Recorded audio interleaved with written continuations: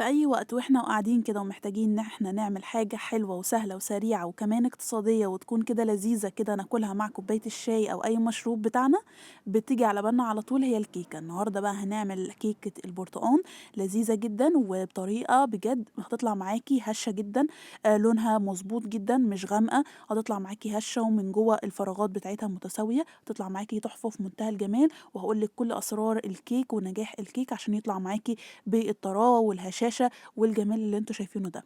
لو عجبكم الفيديو كمّلوا الفيديو للآخر، ولو كنتِ مش مشتركة في القناة اشتركي وفعّلي الجرس، ويالّا نسمّي بسم الله ونبدأ في المقادير. علشان نحضّر الكيكة بتاعتنا محتاجة كوبايتين من الدقيق يكونوا منخولين كويس جدًا وحاطاهم كده في بولة. هاحط على الكوبايتين من الدقيق هاحط معلقتين كبار من النشا، ورشة من الملح، وهاحط كمان كيس من البيكنج باودر. تقدري تستخدمي اللي هو الكيس البيكنج باودر أي نوع أنتِ حاباه. بس بعيدًا يعني عن نوع سواء كوكس باحسّه بيغمّق الكيك شوية، يعني استخدمي النوع البيكنج باودر اللي أنتِ متعوّدة عليه وبيطلّع معاكِ النتيجة كويسة. أنا استخدمت النهارده حلو الشام أو تقدري تستخدمي برضه بتاع المتحدة تحفة جدًا، بيدّي نتيجة روعة جدًا. فقلّبتهم كده مع بعض وركنتهم على جنب. بعد كده في الخلاط هاحط كوباية من السكر، هاحط كمان نُص كوباية من اللبن، وهاحط كمان كوباية من عصير البرتقان. أنا جِبت البرتقان وعصرته كده في العصارة وخدت منّه المَيّة بس ورميت اللي هو التفل اللي فيه والقشر. باخد منّه كده كوباية من عصير البرتقان اللي هي حوالي 3، 4 برتقانات كبار. حطيتهم برضه كده في الخلاط، بعد كده هانزل عليهم ب2 بيضة كبيرة، لو البيض صغير حطّي 3 أو 4، لو وسط حطّي 3، لو صغير حطّي 4، على حسب حجم البيض. لو كبير زي ما أنا مستخدماه كده فأنتِ حطّي 2 كفاية جدًا. بعد كده هاحط عليهم نُص كوباية من الزيت وفانيليا، رشة فانيليا صغيرة، ولكن أنا استغنيت عنها هنا لإن أنا مستخدمة البيكنج باودر متوفر فيه محسنات ومتوفر فيه الفانيليا برضه. وحطيت معلقة من الخل، وحطيت معلقة صغيرة من بودرة التانج أو أي نوع بودرة بطعم البرتقال. أنا حطيت هنا فروتي أو تانج يعني أي ماركة عندِك أو أي براند متوفر عندِك حطي معلقة صغيرة منه، أي بودرة نكهة برتقان بس كده. ضربتهم بقى في الخلاط كويس جدًا لحد ما اتأكدت إن السكر بتاعي داب وكل المكونات تداخلت مع بعض، والخليط معايا بقى كريمي وهش وفاتح وجميل زي ما أنتم شايفين. بعد كده ما باضربه كده باقفل عليه الخلاط وبابدأ إن أنا أحُط على المكونات الجافة اللي إحنا حضرناها في البداية، وبابدأ إن أنا أقلّبها كده بالمضرب لحد لمّا أتأكد إن الدقيق بتاعي اختفى معايا.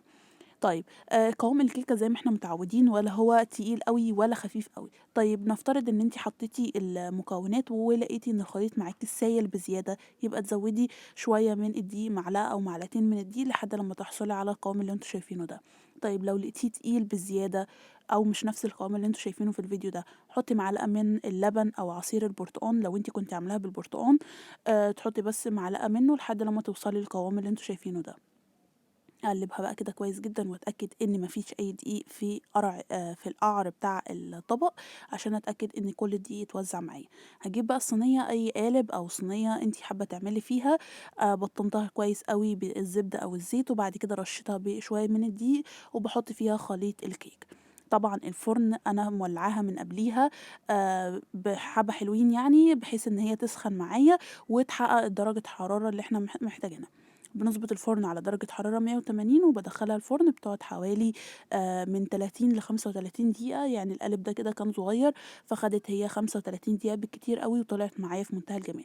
بنولّع الفرن من تحت بس مش الشواية، من تحت بس، وبنسيبها كده ما بنفتحش الفرن غير بعد 30 دقيقة. بتطلع معانا بالجمال ده. أول ما بتطلع أو قبل ما أطلّعها من الفرن باختبرها كده بعود خشبي أو بسكينة، لو فيها أي عجين في السكينة بابدأ إن أنا أدّيها 5 دقايق تاني في الفرن لحد لمّا تستوي معايا. أنا طبعًا دخّلتها الفرن زي ما قُلت لكم وطلعت معانا كده بالشكل والجمال اللي أنتم شايفينه ده، خدت اللون المضبوط وكمان استوت معايا وهتشوفوا كمان شكلها من جوّه عاملة إزاي. شايفين شكلها ده كده من تحت، هاقلبها لكم برضه كده على الوش بتاعها ما شاء الله حاجة في منتهى الجمال، طالعة مستوية وناجحة مليون في المِيّة ولا الريحة طبعًا ولا أروعة. طبعًا ريحة البرتقان كده يعني مغمورة كده فيها، عاملينها بعصير البرتقان وكمان مزوّدين نكهة البرتقان فيها، يعني بصراحة تحفة من الآخر.